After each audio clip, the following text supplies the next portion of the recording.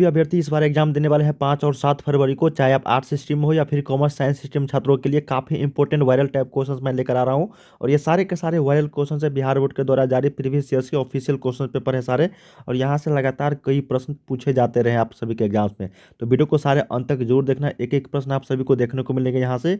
तो इसी तरीके के काफ़ी सारे वीडियोज आने वाले हैं इस चैनल की ओर से, तो वीडियो को लाइक कर लीजिएगा बच्चे, चैनल को सब्सक्राइब करके शेयर जरूर कर देना सारे, ताकि सभी सब्जेक्ट का जैसे ही हम लोग स्टडी मटेरियल या फिर कोई भी questions viral type questions upload करेंगे आपको नोटिफिकेशन मिल जाएगा, ठीक है। और ये वेबसाइट है, जाके आप लोग जरूर प्रैक्टिस सेट करना, और यहाँ पे कोई भी क्वेश्चंस आएगी उसका आंसर क्या आप लोगों को यहाँ पे मिल जाया करेगा अपडेट यहाँ पे starkstudy.com पे, ठीक है।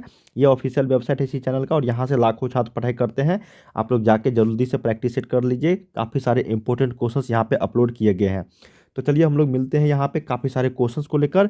बने रहिएगा इस वीडियो को अंत तक सारे देखना, ठीक है। 5 और 7 फरवरी के लिए काफ़ी सारे इंपॉर्टेंट क्वेश्चंस का समावेश इस वीडियो में दिया गया है, ठीक है। अंत तक सारे देखना। चलिए यहाँ पे पहला प्रश्न हम लोग देखते हैं क्या कहा गया है कि बालकृष्ण भट्ट का जो जन्म हुआ था वो कब हुआ था, ठीक है। तो बालकृष्ण भट्ट जो थे वो बातचीत चैप्टर के लेखक थे। इनका जन्म हुआ था 1844 ईस्वी में। कब हुआ था? 1844 ईस्वी में। तो याद रखिएगा एक का सी। और ये किसके लेखक हैं? तो बातचीत चैप्टर के लेखक हैं। सेकेंड नंबर है कि बालकृष्ण भट्ट किस युग के निबंधकार थे। देखिए एक ही कुछ चैप्टर से एक ही लेखक से कितने प्रश्न पूछे जा रहे हैं, तो इससे अंदाजा आप लगा सकते हो काफ़ी सारे क्वेश्चंस यहाँ से पूछे जाते रहे चैप्टर से, उसके लेखक परिचय से, ठीक है ना। तो बालकृष्ण भट्ट किस युग के निबंधकार थे? आदिकाल, रीतिकाल, भक्तिकाल या फिर आधुनिक काल। देखिए 1700 के बाद जितने भी हुए हैं निबंधकार या फिर लेखक, वो सारे के किस में आ जाते हैं? आधुनिक काल में। किस में आ जाते हैं? आधुनिक काल में। तो इसको याद रखिएगा, आधुनिक काल हो जाएगा इसका आंसर, 2 का डी। चलिए थर्ड नंबर प्रश्न देखते हैं क्या कहा गया है कि उसने कहा था कहानी में किस शहर का चित्रण है। सबसे पहले तो ये जानते हैं उसने कहा था जो चैप्टर है ये किसके द्वारा लिखा गया है। ये लिखा गया है चंद्रधर शर्मा गुलेरी जी के द्वारा, ठीक है। चंद्रधर शर्मा गुलेरी जी के द्वारा लिखा गया है कौन सा चैप्टर? तो उसने कहा था। और ये इसमें किस शहर का चित्रण किया गया है, तो इसको ध्यान से देखना। ये अमृतसर शहर का चित्रण किया गया है जो पंजाब में पड़ता है, ठीक है। पंजाब के अमृतसर शहर के। तो 3 का ए यहाँ पे सही उत्तर हो जाएगी। चलिए फोर्थ नंबर प्रश्न देखते हैं क्या प्रश्न है। कहा गया है कि बुद्धू का कांटा जो रचना है वो किसके द्वारा लिखा गया है। देखिए बुद्धू का जो कांटा है ये चैप्टर लिखा गया है आप लोगों को किसके द्वारा? तो चंद्रधर शर्मा गुलेरी जी के द्वारा। हालांकि ये बुक में नहीं है बुद्धू का कांटा, लेकिन जब इसका जीवन परिचय पढ़ोगे उसने कहा था, ये आप लोगों के बुक में उसने कहा था लिखा है। उसने कहा था जो चैप्टर है कहानी उसका रचिता है मतलब लेखक है, उन्हीं का जो जीवन परिचय पढ़ोगे तो ये आपको बुद्धू का कांटा रचना उसमें पता चलेगा। तो 4 का यहाँ पे बी सही उत्तर हो जाएगी। चलिए फिफ्थ नंबर देखते हैं, थोड़ा सा फास्ट करते हैं। जैसा काम वैसा परिणाम किस लेखक द्वारा रचित प्रहसन है। देखो सबसे पहले तो ये जान लो कि जैसा काम वैसा परिणाम क्या है, एक प्रहसन है, ठीक है ना। तो ये किसके द्वारा लिखा गया है? रामधारी सिंह दिनकर, जयप्रकाश नारायण, बालकृष्ण भट्ट या फिर मोहन डाकेश। इसका सही उत्तर हो जाएगा बालकृष्ण भट्ट, जो आप सभी के बुक में बातचीत चैप्टर लिखे हैं, ठीक है। चलिए सिक्स नंबर देखते हैं कि चंद्रधर शर्मा गुलेरी किस सदी के मतलब किस सदी के प्रमुख लेखक माने जाते थे या फिर थे? 15वीं, 19वीं, 20वीं, 21, 16वीं, ठीक है। तो ये चंद्रधर शर्मा गुलेरी उसने कहा था चैप्टर के लेखक है, तो इसका राइट आंसर हो जाएगा 20वीं सदी के। किसने? 20वीं सदी के लेखक थे। चलिए अगला देखते हैं 7 नंबर कि गुलेरी जी ने कुल कितनी कहानियाँ लिखी थी। देखिए चंद्रधर शर्मा गुलेरी जो उसने कहा था चैप्टर के लेखक है, उन्होंने कुल 3 कहानियाँ लिखी थी जो तीनों फेमस थी, ठीक है। 8 नंबर जयप्रकाश नारायण का जन्म स्थान कहाँ है। देखिए चैप्टर बाय चैप्टर प्रश्न आ रहा है आप लोगों के बीच में, ठीक है ना। ये सारे प्रीवियस ईयर्स के क्वेश्चन पेपर है, तो ये मत समझना कि ये कहीं से भी उठा के मैं आप सभी को बता रहा हूँ। ये सारे प्रीवियस ईयर्स के हैं और पूछा गया प्रश्न है, और ये रिपीटेड प्रश्न होते हैं, ठीक है ना। तो जयप्रकाश नारायण का जन्म स्थान कहाँ था? तो सिताब दियारा में। कहाँ पे? सिताब दियारा। चलिए 9 नंबर देखते हैं कि दिनकर, दिनकर का मतलब यहाँ पे रामधारी सिंह दिनकर को किस कृति पर भारतीय ज्ञानपीठ पुरस्कार प्राप्त हुआ था। देखिए भारतीय ज्ञानपीठ पुरस्कार से नवाजा गया था किसको? रामधारी सिंह दिनकर जी को। तो ये उर्वशी के लिए है, ठीक है। इनके लेखक कौन है? रामधारी सिंह दिनकर। तो सही उत्तर 9 का क्या हो जाएगा यहाँ पे? सी। और आप लोगों के बुक में कौन सा चैप्टर लिखे हैं? अर्धनारीश्वर, ठीक है। ये रामधारी सिंह दिनकर जी लिखे हैं। चलिए अगला देखते हैं शिक्षा पाठ के लेखक कौन है। देखिए शिक्षा पाठ जो चैप्टर है आप लोगों के बुक में शिक्षा पाठ, उसके लेखक है जे कृष्णमूर्ति जी। कौन है? जे कृष्णमूर्ति। तो सही उत्तर यहाँ पे क्या हो जाएगा? 10 का ए। और उदय प्रकाश जी आपका 30 चैप्टर लिखे हैं। और ये जगदीश चंद्र माथुर जो है ये कौन सा चैप्टर लिखे हैं आप लोगों के बुक में? जगदीश चंद्र माथुर। तो ये ओ सदा नीरा, ओ सदा नीरा, ठीक है, याद रखिएगा। चलिए अगला देखते हैं पद्मावत किसकी रचना है। देखिए पद्मावत जो बुक है, ग्रंथ है, ये मलिक मोहम्मद जैसी जी के द्वारा लिखा गया है, तो 11 का सी यहाँ पे सही उत्तर हो जाएगी। 12 नंबर देखते हैं कि मलिक मोहम्मद जैसी किस तरह के कवि थे। तो देखिए मलिक मोहम्मद जैसी जो है, जो आप लोगों के बुक में चैप्टर लिखे हैं मलिक मोहम्मद जैसी, वो करवक चैप्टर लिखे हैं। कौन सा? करवक चैप्टर लिखे हैं, जो पदखंड है, ठीक है, काव्य खंड जिसको बोलते हैं हम लोग, कविता। तो ये किस तरह के कवि माने जाते थे या फिर है? तो ये थे दोस्तों आपको प्रेम की पीर के कवि, ठीक है, प्रेम की पीर के कवि माने जाते हैं। तो सही उत्तर 12 का डी। 30 नंबर जायसी, जायसी मतलब मलिक मोहम्मद जैसी रचित पद्मावत की भाषा क्या है? बहुत ही पॉपुलर ग्रंथ है पद्मावत, जो मलिक मोहम्मद जैसी जी के द्वारा लिखा गया है। तो इनमें जो भाषा प्रयोग किया गया है वो है अवधी भाषा में। कौन सी भाषा में? अवधी भाषा। ऑप्शन नंबर 13 का बी। चलिए अगला देखते हैं 14 नंबर। कृष्ण भक्ति शाखा के कवि कौन है? देखिए कृष्ण से जब भी रिलेटेड आएंगे तो याद रखिएगा सूरदास जी। कौन थे दोस्तों? सूरदास जी। और तुलसीदास जब आएंगे तो वो राम भक्ति के शाखा, राम भक्ति, ठीक है ना। तो यहाँ पे 14 का सी हो जाएगा। जब आपको कृष्ण भक्ति तरह के क्वेश्चन पूछे जाएंगे और सूरदास रहेगा तो सूरदास लगाना है। तुलसीदास जी का मूल नाम क्या था, मतलब बचपन का नाम या फिर मूल नाम उनका क्या था जो स्टार्टिंग में दिया गया था? तो देखिए गोस्वामी तुलसीदास जी का जो मूल नाम था वो था राम बोला। क्या नाम था? राम बोला था। ऑप्शन नंबर 15 का ए, जो आप लोग के बुक में भी बताया गया है इसका जीवन परिचय में। अगला देखते हैं कि सूरदास के दीक्षा गुरु कौन थे। देखिए सूरदास जी के जो दीक्षा गुरु थे यही आप लोगों को बताना है यहाँ पे। तो सूरदास जी के दीक्षा गुरु थे आपका वल्लभाचार्य। कौन थे? वल्लभाचार्य। ऑप्शन नंबर 16 का ये। 17 देखते हैं कि नाभादास कवि जो थे वो किस तरह के कवि थे। तो देखिए नाभादास जो है आप लोग के बुक में जो चैप्टर लिखे हैं वो छपई चैप्टर लिखे हैं, ठीक है, छपई चैप्टर के लेखक है ये नाभादास जी। ये किस तरीके के कवि थे? तो ये थे आपका सगुन उपासक। क्या थे? सगुन उपासक। Option number B.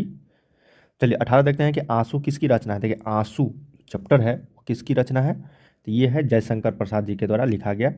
Jaishankar Prasad ji के द्वारा आप लोगों के बुक में तुमुल कोलाहल कलह में ये चैप्टर लिखा गया है। हालांकि जब इसका जीवन परिचय पढ़ोगे तो आंसू रचना जयशंकर प्रसाद जी के द्वारा लिखा गया है बी। ध्रुव स्वामिनी है। देखिए ध्रुव स्वामिनी किसके द्वारा लिखा गया है, मतलब क्या है एक ध्रुव स्वामिनी? कविता है, कहानी है, हालांकि आप लोगों के बुक में नहीं है, लेकिन ध्रुव स्वामिनी जो है ये आपका एक नाटक है। क्या है? नाटक। ऑप्शन नंबर सी यहाँ पे सही उत्तर हो जाएगी, याद रखिएगा। अगला है कि अधिनायक जो कविता है वो क्या है। देखिए अधिनायक जो कविता है ये आप लोग के बुक में रघुवीर सहाय जी के द्वारा लिखा गया है। किसके द्वारा? रघुवीर सहाय जी के द्वारा लिखा गया है। ये व्यंग है, हास्य है, मार्मिक है, या फिर इनमें से कोई नहीं। तो इसका सही उत्तर हो जाएगी आपका व्यंग है। क्या है? व्यंग। Option number A. अब हम लोग यहाँ पे ग्रामर सेक्शन, व्याकरण सेक्शन से क्वेश्चन कर रहे हैं। अगला है कि जगदीश का संधि विच्छेद क्या होगा। देखिए जगदीश का जो संधि विच्छेद हो जाएगा वो जगत जोड़ ईस हो जाएगा, जो त में हलंत होगा, यही इसका राइट आंसर हो जाएगा, जगत जोड़ ईस। 21 का सही उत्तर ए। 22 देखते हैं कि सदैव का संधि विच्छेद क्या होगा। देखिए सदैव सदा जोड़ एव होता है, जो ऑप्शन नंबर आपका सी में है यही आपका राइट है जाएगा। सदैव का संधि विच्छेद क्या होगा? सदा जोड़ एव। अगला है सजन का विलोम, मतलब सजन का उल्टा हम लोग को बताना है। तो सजन का जो उल्टा यहाँ पे हो जाएगा वो दुर्जन हो जाएगा। क्या हो जाएगा? सजन का दुर्जन, ठीक है। धर्मी का अधर्मी, ठीक है ना। धम का अधम, तो यहाँ पे दुर्जन हो जाएगा सजन का, तो इसका बी यहाँ पे सही उत्तर हो जाएगी। चलिए अगला देखते हैं 24 नंबर। क्या प्रश्न है हमारे पास कि सरस का विलोम क्या होगा। देखिए सरस का उल्टा क्या हो जाएगा। तो सरस का जो उल्टा होगा वो निरस हो जाएगा। क्या हो जाएगा? निरस। Option number C. वारी का समानार्थी शब्द क्या होगा? वारी। देखिए वारी का जो समानार्थी शब्द हो जाएगी ये आपका जल हो जाएगा। क्या हो जाएगा? जल, ठीक है। Option number A. अगला है कि मुर्दा का समानार्थी शब्द, मतलब एक जैसा शब्द या फिर पर्यायवाची शब्द। तो मुर्दा, मुर्दा को हम लोग क्या बोलेंगे? सब बोलेंगे। तो 26 का सही उत्तर सी यहाँ पे सही उत्तर हो जाएगी। अगला है 27 नंबर की स्मरण का विलोम है, सॉरी विशेषण है। तो देखिए विशेषण जब पूछा जाएगा तो स्मरण का हो जाएगा अस्मरणीय। क्या हो जाएगा? अस्मरणीय, ठीक है। तो सी यहाँ पे सही उत्तर। प्रसंग का विशेषण क्या होगा। देखिए प्रसंग, तो प्रसंग का हो जाएगा प्रासंगिक। ऑप्शन नंबर सी। 28 का भी सी, 27 का भी सी। अगला है 29 नंबर। कहा गया है कि प्राण पखेरु उड़ना मुहावरे का अर्थ क्या है। देखिए जब भी प्राण पखेरु उड़ना इस तरीके के शब्द आप लोगों से सुना जाएगा तो इसका मतलब मृत्यु हो जाना, धक्का लगना, भयभीत होना, या फिर भारी विपत्ति आना। जब प्राण पखेरु उड़ना मुहावरे का जो अर्थ पूछा जाएगा आप लोगों से तो याद रखिएगा मृत्यु हो जाना। क्या हो जाएगा? मृत्यु हो जाना। Option number A. अगला है कि पीठ दिखाना मुहावरे का अर्थ क्या होगा। देखिए पीठ दिखाना मुहावरे का जो अर्थ हो जाएगी वो हो जाएगा आपका हार कर भाग जाना। पीठ दिखा दिया इसका मतलब वो हार कर भाग गया। Option number A. अगला है मुसीबत कौन सा लिंग है। देखिए मुसीबत जो है ये आप लोगों का स्त्रीलिंग है। क्या है? स्त्रीलिंग। ऑप्शन नंबर सी।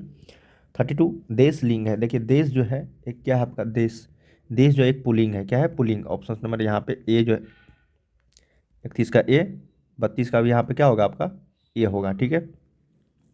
33 देखते हैं क्या कहा गया कि मौसम शब्द है। देखिए मौसम जो है कौन सा शब्द है, तो मौसम आपका अगर बात करेंगे हम लोग तो ये विदेशज से लिया गया है शब्द, क्या है एक विदेशज शब्द है।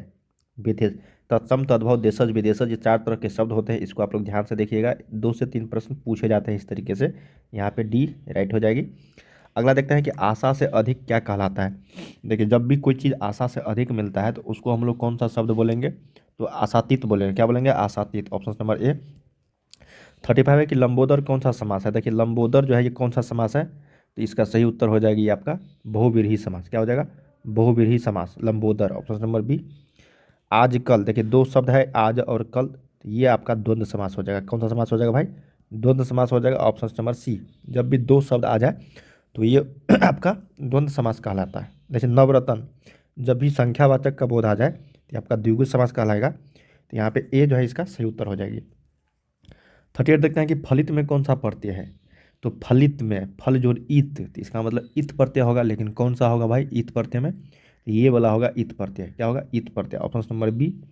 अगला है कि पर्यवेक्षक में उपसर्ग होगा, तो पर्य जोड़ व्यक्षक, तो पर्यवेक्षक बनेगा, तो इसका जो सही उत्तर हो जाएगा वो सॉरी परिजोर व्यक्षक पर्यवेक्षक बनेगा। तो ऑप्शन नंबर यहाँ पे ए जो है ये राइट हो जाएगी। पौराणिक में कौन सा प्रत्यय है, पुराण जोड़ इक, पौराणिक, पुराण जोड़ इक पुराणिक, तो यहाँ पे इक प्रत्यय हो जाएगा, क्या हो जाएगा इक प्रत्यय। ऑप्शन नंबर 40 का बी यहाँ पे सही उत्तर हो जाएगी। 41 है कि स्वागत में कौन सा उपसर्ग है। देखिए स्वागत में हम लोग जब उसको तोड़ते हैं तो सु जोड़ आगत बनता है, सु जोड़ आगत, ठीक है। तो ये सु जो है ये उपसर्ग है आपका। ऑप्शन नंबर डी यहाँ पे राइट हो जाएगी।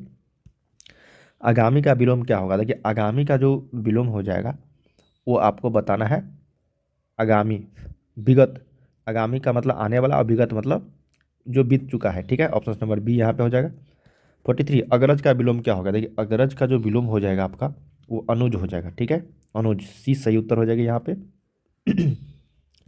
अगला है कि इनमें नदी का पर्यायवाची शब्द कौन सा नहीं है, शैवालिनी, तटिनी, सरिता, अनिल, तो सही उत्तर यहाँ पे हो जाएगा अनिल जो है ये हवा का पर्यायवाची शब्द है। ऑप्शन नंबर डी, ठीक है। चलिए अगला प्रश्न देखते हैं हम लोग 45 नंबर। हेलो, हाँ पार्सल है अमेजोन से। कौन सा हेलो, लोकेशन पे, क्या बोल रहे हैं? कौन सा लोकेशन पे है। मदर एकेडमी है ये, मछली गली। अच्छा ठीक है आ रहे।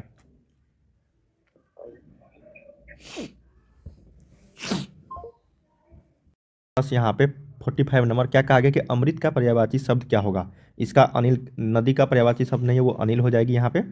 अमृत का पर्यायवाची शब्द की अगर बात करेंगे हम लोग तो ये अमीय हो जाएगा, क्या हो जाएगा अमीय। ऑप्शन नंबर डी यहाँ पे। 46 नंबर है कि को किस कारक का विभक्ति चिन्ह है को, तो को जो है कर्ता ने कर्म को करण से, तो इसका मतलब कर्म को आ रहा है, तो इससे उत्तर क्या हो जाएगा यहाँ पे बी राइट हो जाएगी, कर्ता ने कर्म को। अगला है कि खेत रहना मुहावरे का अर्थ क्या हो जाएगा, तो खेत रहना मुहावरे का यहाँ पे शाब्दिक अर्थ हो जाएगी वीर गति को पाना। ऑप्शन नंबर ए के साथ चलेंगे हम लोग। अगला है कि जो मन को हर ले, उसके लिए अनेक शब्दों के लिए एक शब्द है ये, उसको हम लोग बोलते हैं मनोहर, क्या बोलते हैं मनोहर।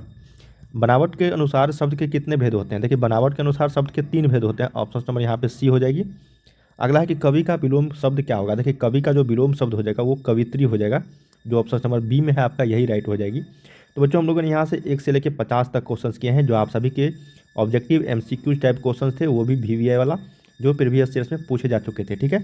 इसी तरीके के और भी क्वेश्चंस मैं लेकर आने वाला हूँ, तो वीडियो पर बने रहना, चैनल को सब्सक्राइब कर लेना, और वीडियो के डिस्क्रिप्शन में लिंक है, आप गूगल पे जाके सर्च कर सकते हो startkastudypoint.com, ये इसी चैनल का ऑफिशियल वेबसाइट है, काफ़ी सारे क्वेश्चंस यहाँ से देखने को मिलेंगे। तो बाय बाय सभी को, तैयारी करते रहिए, ठीक है, धन्यवाद।